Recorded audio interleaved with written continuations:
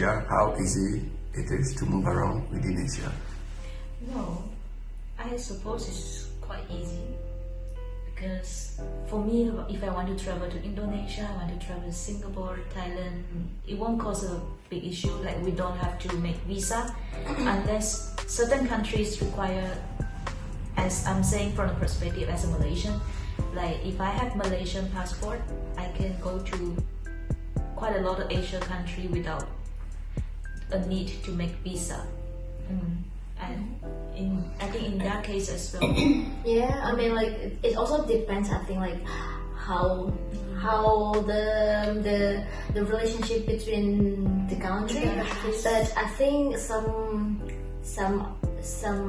like most of the countries also have a good relationship. So I think for traveling within Asia, I think it's easy compared to Europe. You know, like.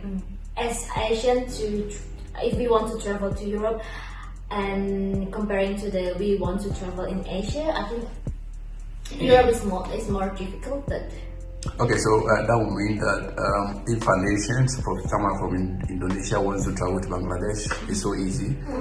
It's easy, but I think for Bangladesh we need visa. So we need visa for even our neighboring country, India. We need visa for going to India. So for Bangladesh, it's not that easy to travel inside. It is easy, but the thing is, you just need to have the visa. But yeah, a lot of Bangladeshi people come to Indonesia, especially Bali, Malaysia, for traveling. So yeah. And the cost of traveling within Asia? Wow, I think it depends on the currency. Yeah. But depends on the currency. Yeah, but it's not that. So almost every country in Asia has a different currency. Yes. Yeah. Three of our country we have different currencies. Different currency. Yeah. Yeah. For Indonesia, we have Indonesian rupiah or IDR. So for Bangladesh is Bangladeshi taka. For Malaysia is Malaysian ringgit. Okay.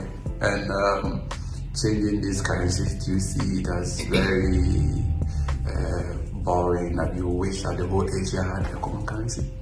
Wow, like European Union? Yeah, but I think it's difficult because compared to Europe, the social and economical perspective in Asian countries are so really different. Diverse. Yeah. So I think it's better to maintain all these different currencies. And I think it's also, you know, like more diverse you are, more cultural rich, and then like it's not like, okay, so in Europe you have euro, and then every country in Europe you can just pay as euro, but in our case we need to convert it to every currency, and also, I think it's also, you know, like giving us more cultural rich, and then we are diverse, but we still have the same root, and I think it's beautiful. Yeah. But you don't think that even though there are cultural differences would be nice, where having the diversity is nice, but a common currency to allow mobility and easy mobility is okay? Well, it's not a big problem. You know? Okay. The beauty of Asia, Southeast Asia, is even though we have so much difference, but we still love each other.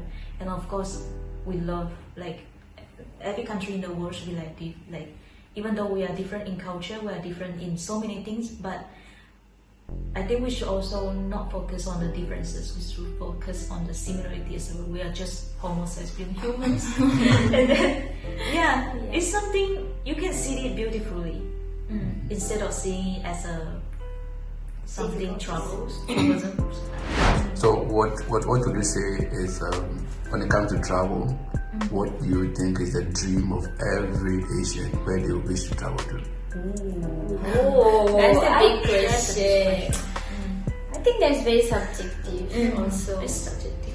Okay, so in your perspective, when you're growing up, what country were you dreaming, or what continent were you dreaming to? Okay, because it's recently happened to us. Yeah. So like, I'm proud of to be Indonesian. I'm proud to be Indonesian citizen. But at some point, like, oh, this, I mean, like, of course, like, as we say that the difference is not making you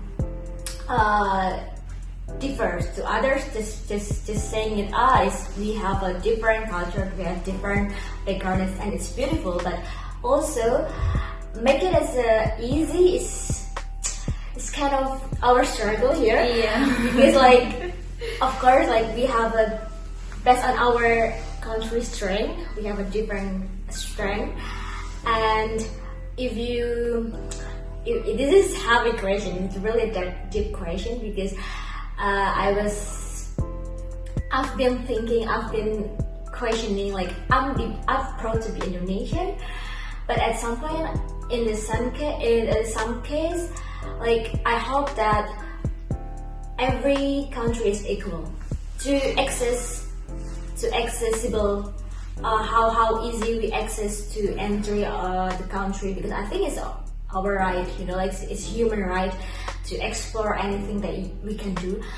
But the thing is, we have a different stream of our country, so it makes me realize that I'm proud to be Indonesian, but also sometimes why my country is so weak. I mean, in terms of the accessibility to enter the country. Yeah.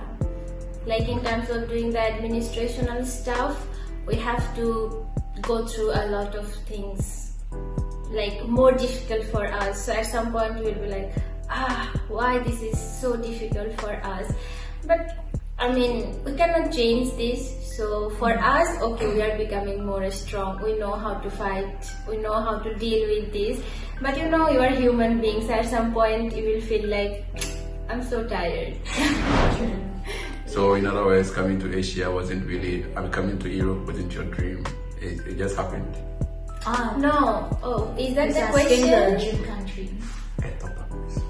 Dream, I mean, like it's like I'm proud to be Indonesian, but Europe is also my dream country. Okay, So it's in like, other words, you did dream that one day you wish to be in Europe. yeah, I mean, And do you think a lot of youth in Indonesia share the same sentiment that, I wanna be in the US one day, I wanna be in Europe one day? Wow. Not necessarily to visit, but they just want to go and stay there. Do you think a lot of people in the country they want to leave?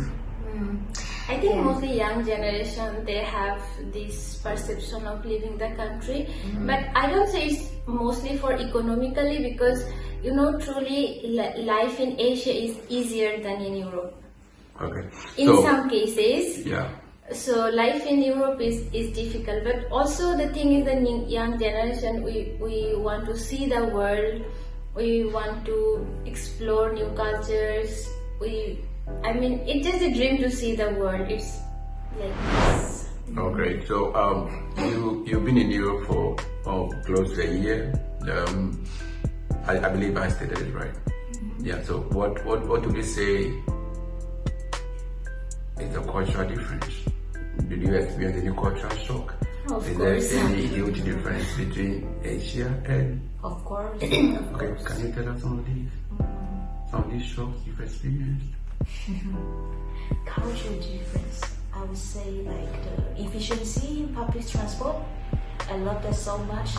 Because in my home country, our public transport is not this efficient or well designed.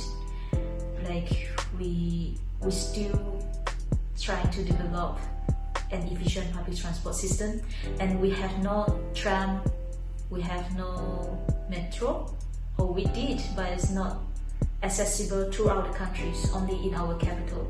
So when I come to Europe, it's really it took me sometimes to learn how to move me around city using all the available public transport, and I love that. So, and maybe in terms of food, we have a lot of culture shock. But right now we kind of adapt to it, and I love bread personally, so I have no big issue. But this is true. I need rice to survive. It's something that is really interesting to discuss. Yeah. My food. yeah, Food. yeah. Like for me, since I came to Europe since last year, I think the rules. Like I mean, like personally, in Indonesia, we have rules, but people just like there is a rules, but we should to break it. You know, like I mean, like okay, we have rules, we have law, we have we have rules, we have law, but we kind of like reject it, like in every kind of activities. But here, like just for instance, like if we want to cross the road, we need to be like really in the exactly place to cross. But in my backpack in my country, I can cross everywhere. So at some point I need to adjust it to be like, okay, it's not my country, so I need to be conscious what I want to do. And I think it's also I kind of like it because like at the moment, if everyone just break the rules, like at some point will be collapse. So will be clear. So I like in general in Europe because you have a rule and you need to be really, I mean, not strict, but at least you follow the rules. So in other words, the laws in Europe is very effective. Yeah, I think so. Like also because of the mindset, you know, it's not because of your law or your rules is a weak or strength, but it's just mindset. Like mindset of the people is really different. I think like back in my country, a lot of people just it's okay. We can cross it because it's very short. People just ignore it as anyway. So this kind of mindset, it becomes like rooted and structural, and it's so hard to change. Yeah. But in Europe, you need to be respect with each other. Like if the others really strict, I mean, like in terms of the following the rules, so you need to be like that. Okay, You're so supposed to be like that. okay, that's fine. So